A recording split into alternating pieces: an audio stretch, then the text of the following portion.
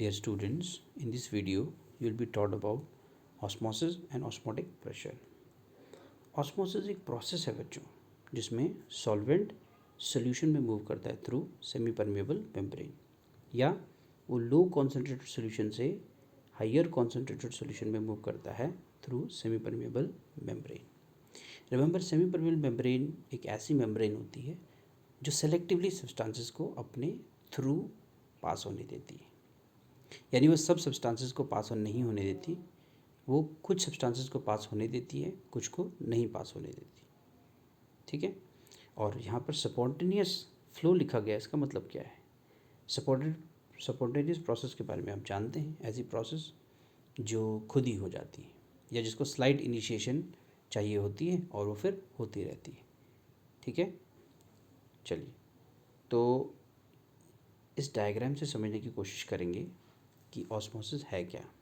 Diagram में आप देख सकते हैं एक बीकर है, उसमें सॉल्वेंट है और एक इन्वर्टेड थिसल फनेल है जिसमें क्या है? सॉल्ट सॉल्यूशन है. इस थिसल फनेल का जो माउथ है उसको सेमी परमेबल मेम्ब्रेन से कवर किया हुआ है. अब इसको जब इमर्ज किया था तो इसमें सॉल्यूशन का लेवल काफ़ी कम था, लेकिन कुछ देर बाद उसको ऑब्ज़र्व किया जाता है और ये पाया जाता है कि इसमें लेवल बढ़ जाता है. यहाँ आप देख सकते हैं. तो ये लेवल में इंक्रीज़ क्यों हुआ? बिकॉज सॉल्वेंट जो है वो सॉल्यूशन में मूव हुआ है थ्रू एसपीएम. तो ये क्या है? ऑस्मोसिस. ऑस्मोसिस को थोड़ा सेल्स में समझते हैं, है ना. देखिए, ये सेल हैं. बाहर का जो सॉल्यूशन है वो हाइपरटोनिक है. हाइपरटोनिक सॉल्यूशन क्या होता है बच्चों? ऐसा सॉल्यूशन जो ज़्यादा कंसंट्रेशन वाला है कंपेयर टू अनदर सॉल्यूशन, तो हम उसे हाइपरटोनिक बोलते हैं. तो बाहर का जो सॉल्यूशन है वो ज़्यादा कंसंट्रेशन वाला सॉल्यूशन है. ठीक है. रिमेंबर, सेल्स के अंदर जो फ्लूइड्स होते हैं वो भी सॉल्यूशंस ही होते हैं. तो देखिए, ये जो फर्स्ट पिक्चर है यहाँ पे, इसमें सेल के बाहर वाला जो सॉल्यूशन है वो ज़्यादा कंसंट्रेटेड है कंपेयर टू सेल फ्लूइड से. तो इस केस में क्या होगा कि जो सॉल्वेंट है वो बाहर की तरफ मूव करेगा. इससे क्या होगा बच्चों? सेल का साइज छोटा हो जाएगा, वो श्रिंक हो जाएगा और इसको हम बोलते हैं प्लास्मोलिसिस. ठीक है. चलिए, थर्ड केस देख लेते हैं. पहले इसको बाद में लेते हैं. थर्ड केस में जो सेल के बाहर का जो फ्लूइड है वो लेस कॉन्सेंट्रेटेड है और सेल का जो फ्लूइड है वो क्या है? मोर कॉन्सेंट्रेटेड है. यानी बाहर के फ्लूइड को हम कहेंगे हाइपोटोनिक, कम कॉन्सेंट्रेशन वाला फ्लूइड है या सॉल्यूशन है. ठीक है. तो अब क्या होगा? बाहर से अंदर की तरफ वाटर मॉलिक्यूल्स या सॉल्वेंट का मूवमेंट होगा जिससे सेल बड़ा हो जाएगा साइज में, है ना. उसका साइज बढ़ेगा, वो स्वेल हो जाएगा, टर्गेट हो जाएगा और इस कंडीशन को हम बोलते हैं हेमोलिसिस. ठीक है. अच्छा, अगर बाहर का जो सोल्यूशन है उसका कॉन्सेंट्रेशन और सेल फ्लूइड्स का कॉन्सेंट्रेशन सेम हो, उस कंडीशन में क्या होगा? There will definitely be movement of solvent particles in and out of the cell membrane. Cell जो है उसकी मेम्ब्रेन सेमी परमेबल होती है, तो सॉल्वेंट को अंदर और बाहर मूव करने देगी, लेकिन यहाँ पर rate of movement in and out that will be same. So as a result there will be no change in the size. Moreover, यहाँ पर देखिए है क्या? दोनों की सेम कॉन्सेंट्रेशन है, तो there will be no net movement of solvent, so size will remain same. अच्छा, इसका रियल लाइफ में क्या एप्लीकेशन है? देखिए, जो इंट्रावीनस फ्लूइड्स होते हैं, यानी जिनमें मिक्स करके हम कोई मेडिसिन वगैरह बॉडी के अंदर इंजेक्ट करते हैं, ठीक है, तो वो क्या होने चाहिए? वो होने चाहिए आइसोटोनिक विद ब्लड. ऐसा क्यों? क्योंकि देखिए, अगर वो आइसोटोनिक ब्लड के साथ नहीं होंगे then either this case will happen or this case will happen and both the cases are dangerous. यानी अगर वो इंट्रावेनस फ्लूइड जो कि मोस्टली जो है वो 0.9%, ठीक है, NaCl सोल्यूशन हो सकता है. अगर वो 0.9% NaCl सोल्यूशन नहीं है तो हम वो कंडीशन डिस्कस करते हैं। तब क्या होगा, अगर वो 0.9% से ज़्यादा कॉन्सेंट्रेटेड है तो ये वाला केस होगा, सेल श्रिंक हो जाएगा, प्लास्मोलिसिस हो जाएगा। और अगर वो 0.9% से कम है तो ये वाला केस हो जाएगा, यानी जो सेल है वो स्वेल हो जाएगा, फूल जाएगा, है ना, ब्रस्ट भी हो सकता है। तो इसीलिए जो इंट्रावेनस फ्लूइड्स होते हैं, यानी जिनमें मिक्स करके बॉडी के अंदर मेडिसिन को इंजेक्ट किया जाता है, they must be isotonic with blood cells, है ना, विद ब्लड रैदर, राइट। तो अगर वो आइसोटोनिक नहीं होंगे तो मैंने आपको बता दिया कि क्या क्या केसेस हो सकते हैं। ठीक है, आगे चलते हैं नेक्स्ट स्लाइड पे, ऑस्मोटिक प्रेशर डिस्कस करते हैं। तो ऑस्मोटिक प्रेशर को इस डायग्राम से अंडरस्टैंड करने की कोशिश करते हैं। इस डायग्राम में आप देख सकते हैं देयर आर 2 बीकर्स, ठीक है। इस बीकर में सॉल्वेंट है और इस बीकर में सॉल्यूशन है। दोनों SPM से सेपरेटेड, सेमी परमेबल मेम्ब्रेन से। और इस बीकर के ऊपर लगी है एक पिस्टन, ठीक है, जिसको प्रेस करके हम सॉल्यूशन के ऊपर प्रेशर डाल सकते हैं। तो देखिए पीछे मैंने आपको बताया था कि ऑस्मोसिस एक स्पॉन्टेनियस फ्लो है। तो यहाँ पे क्या होगा, सॉल्वेंट स्पॉन्टेनियसली मूव करेगा सॉल्यूशन में। इससे क्या होगा बच्चों, इससे ये पिस्टन जो है वो बाहर की तरफ मूव करने लग जाएगी। अब अगर आपने पिस्टन को रोकना है तो आपको क्या करना पड़ेगा, you will have to put some pressure on the piston, आपको प्रेस करना पड़ेगा पिस्टन को, ठीक है। तो जितना प्रेशर आप इस पिस्टन के ऊपर डालते हैं, देखिए क्या करने के लिए, इस मूवमेंट को रोकने के लिए, है ना, उसी को हम कहते हैं बच्चों ऑस्मोटिक प्रेशर। अब ध्यान से डायग्राम में और समझिए क्या है ये, P क्या है, एटमॉस्फेरिक प्रेशर। कोई भी चीज़ खुली है तो उसके ऊपर एटमॉस्फेरिक प्रेशर एक्ट कर रहा है, तो यानी सॉल्वेंट के ऊपर एटमॉस्फेरिक प्रेशर लग रहा है। यहाँ पर भी एटमॉस्फेरिक प्रेशर है इस पिस्टन के ऊपर, लेकिन क्योंकि आप जो हैं इस मूवमेंट को रोकना चाहते हैं तो आपने इसके ऊपर कुछ और प्रेशर डाला, यानी आपने थोड़ा सा और एक्स्ट्रा प्रेशर इस पर ऐड किया ताकि आप इस मूवमेंट को रोक सकें, ठीक है। और उसी प्रेशर को हम कहते हैं ऑस्मोटिक प्रेशर, यानी the pressure which must be applied to the solution side to prevent the passage of pure solvent into it through semi permeable membrane. I hope आपको समझ में आया होगा, ठीक है।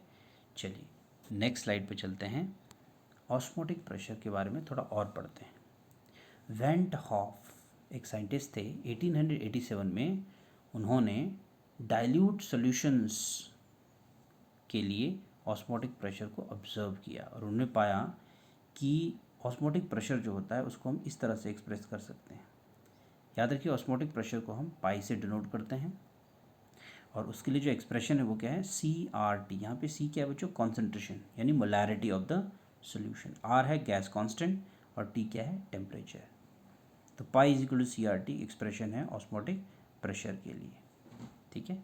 ऑस्मोटिक प्रेशर से हम मोलर मास भी डिटरमाइन कर सकते हैं सोल्यूट का। कैसे करेंगे देखेंगे, pi is equal to CRT। यहाँ पे जो I है वो क्या है, वेंट हॉफ फैक्टर है। इसके बारे में हम नेक्स्ट वीडियो में पढ़ेंगे। मैंने आपको एक पहले वीडियो में भी बताया था, ये सिंपली एक करेक्शन टर्म है ना, क्या करने के लिए, मोलर मास कैलकुलेशंस में करेक्टनेस लाने के लिए, क्योंकि मोलर मासेस अक्सर इनकरेक्ट तब निकलते हैं जब सोल्यूट एसोसिएट या डिसोसिएट हो जाता है। तो देखिए इससे आगे चलेंगे, यहाँ पे देखिए pi is equal to IC की जगह हमने N/V, number of moles upon volume, ये क्या है, मोलैरिटी है C, तो हमने क्या लिखते हैं IN/V/RT। अब जो N है वो क्या होता है बच्चों, number of moles of solute, जिसको हम कैसे लिख सकते हैं, W2, यहाँ पे W2 है, given mass of solute upon M2 molar mass of solute. अब आप इसको थोड़ा सा अरेंज करेंगे और आपको ये एक्सप्रेशन मिल जाएगा, M2 is equal to IW2RT पाई और V, ठीक है। यहाँ पे आप जानते हैं कि R गैस कांस्टेंट है, I क्या है, वेंट ऑफ फैक्टर है, T टेम्परेचर है, V volume of solution in litre है, पाई ऑस्मोटिक प्रेशर है, W2 मास ऑफ सोल्यूट है, M2 molar mass of the solute है। देखिए conditions for getting accurate value of molar mass, ये सभी colligative properties के लिए एप्लीकेबल है ना। तो देखिए अगर आपको करेक्ट वैल्यू चाहिए मोलर मास की, तो आपको जो सोल्यूट है ना, वो क्या लेना पड़ेगा, नॉन वोलेटाइल सोल्यूट, यानी जो सोल्यूट है वो होना चाहिए नॉन वोलेटाइल सोल्यूशन में। दूसरा, सोल्यूट जो है, ठीक है, जो सोल्यूट है, थर्ड पॉइंट ले लेते हैं, उसको ना तो एसोसिएट होना चाहिए ना डिसोसिएट होना चाहिए सोल्यूशन में, ना टूटना चाहिए ना उसके कुछ पार्टिकल्स को जुड़ना चाहिए, ठीक है, ये चीज़ नहीं होनी चाहिए। और दूसरा पॉइंट ले लेते हैं कि सॉल्यूशन डाइल्यूट होना चाहिए बच्चों। अगर सॉल्यूशन कॉन्सेंट्रेटेड रहेगा तो सोल्यूट के पार्टिकल्स एक दूसरे से इंटरेक्ट कर लेते हैं और इससे जो है जो क्वालिटेटिव प्रॉपर्टीज़ हैं वो अफेक्टेड हो जाती हैं, ठीक है। तो फिर उनसे अगर मोलर मास की कैलकुलेशन होगी तो वो भी रॉन्ग आएगी। तो ये तीन चीज़ें आपने माइंड में रखनी है, ठीक है। चलिए नेक्स्ट है रिवर्स ऑस्मोसिस। रिवर्स मतलब उल्टा करना, ऑस्मोसिस को उल्टा करना। अब ऑस्मोसिस को उल्टा करना क्या हो गया, देखिए ऑस्मोसिस में क्या होता है, सॉल्वेंट का मूवमेंट होता है सॉल्यूशन में। अब हम क्या करना, इस प्रोसेस में क्या होता है बच्चों, हम क्या करेंगे, सॉल्वेंट का मूवमेंट सॉल्यूशन से बाहर की तरफ करेंगे, यानी सॉल्वेंट का मूवमेंट सॉल्यूशन से सॉल्वेंट में करेंगे, या फिर लो कॉन्सेंट्रेटेड सॉल्यूशन से हायर कॉन्सेंट्रेटेड सॉल्यूशन में करेंगे, ठीक है। तो ये क्या है, the process of osmosis can be reversed if pressure larger than osmotic pressure is applied on the solution. अगर आप सॉल्यूशन के ऊपर ऑस्मोटिक प्रेशर से ज़्यादा प्रेशर अप्लाई करेंगे तो आप ऑस्मोसिस को रिवर्स कर सकते हैं। तो एक एग्जांपल देखिए, क्या था, following is an example of reverse osmosis. क्या एग्जांपल है, देखिए, डिसैलिनेशन ऑफ सी वाटर। देखिए यहाँ पर इस कंपार्टमेंट में सॉल्ट वाटर है, सॉल्टी वाटर है यानी सी वाटर है, और यहाँ पर फ्रेश वाटर है। यहाँ से आप देखिए पिस्टन की हेल्प से प्रेशर डालने हैं सॉल्यूशन के ऊपर। तो बिगिनिंग में क्या होगा बच्चों, there will be movement of solvent into solution. याद रखिए ये सेमी परमेबल मेम्ब्रेन है। लेकिन आप क्या करेंगे, यहाँ से प्रेशर डालेंगे, है ना, और इसको रोकेंगे। तो अब आप अगर और ज़्यादा प्रेशर अप्लाई करते हैं रोकने के बाद इसको, तो फिर ये प्रोसेस रिवर्स हो जाएगी और क्या होगा, सॉल्टी वाटर से वाटर मूव करेगा यहाँ फ्रेश वाटर यानी सॉल्वेंट की तरफ, और इससे देखिए यहाँ बाहर आने लगेगा वाटर। तो इसी को हम कहते हैं रिवर्स ऑस्मोसिस, ठीक है। तो घर में जो आरओ होते हैं आपके, उसमें ये प्रोसेस यूज़ होती है, आरओ वाटर फिल्टर्स। चलिए अब एक न्यूमेरिकल डिस्कस कर लेते हैं बच्चों। न्यूमेरिकल में क्या है, 200 centimetre cube of an aqueous solution of protein contains 1.26 gram of protein. 200 centimetre cube मैंने 200 ml एक्वस सॉल्यूशन वाटर है एज सॉल्वेंट। प्रोटीन जो है कितना है, 1.26 ग्राम, सोल्यूट है 1.26 ग्राम। तो osmotic pressure of such a solution at 300 kelvin, temperature दिया हुआ है, ऑस्मोटिक प्रेशर भी दिया हुआ है, पाए। कैलकुलेट मोलर मास, अपने मोलर मास निकालना है, आर की वैल्यू भी यहाँ पे गिवन है। तो pi is equal to CRT होता है, इसको थोड़ा सा आप है ना एक्सपैंड करके लिखेंगे for molar mass calculation. MB is equal to WB क्या है, given mass of solute, R gas constant, T temperature, pi osmotic pressure, V volume, सब की वैल्यू दी हुई है पुट करके इसमें, है ना, और आपको मिलता है MB 61039 ग्राम पर मोल। तो आपको ये फॉर्मूला याद होना चाहिए और ऑस्मोटिक प्रेशर से रिलेटेड कैलकुलेशंस आप बहुत आसानी से कर लेंगे, ठीक है बच्चों। आई होप आपको ये टॉपिक समझ में आया होगा। Thank you.